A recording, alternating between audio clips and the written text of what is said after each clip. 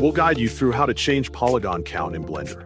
If you find this helpful, don't forget to like and subscribe. People search for this tutorial because many beginners using Blender want to learn basic modeling techniques like shaping objects and reducing polygons.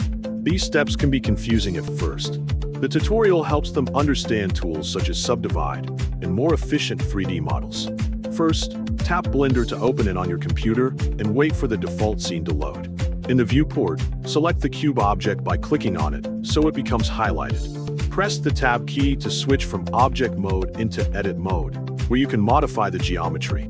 Once in Edit mode, right-click on the cube and choose the Subdivide option from the menu. After that, look at the bottom left corner of the screen and press the Subdivide menu that appears. Change the number of cuts to increase the level of detail on the cube. Next, go to the left side menu and find the Shear Mode tool. Click and hold on it. Then choose the Sphere Mode option from the list to continue.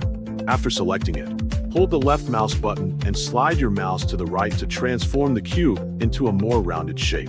When you are done shaping the object, press the Tab key again to go back to Object mode.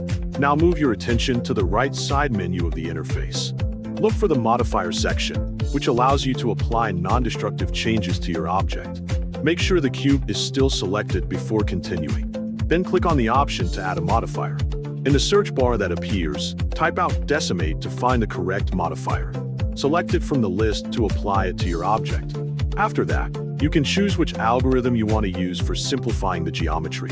For this example, select the Unsubdivide option from the available choices. Once selected, adjust the iteration value to control how much the mesh is simplified. Increase or decrease the iteration until you achieve the desired result. This process helps you create a smoother or more stylized object while controlling the number of polygons.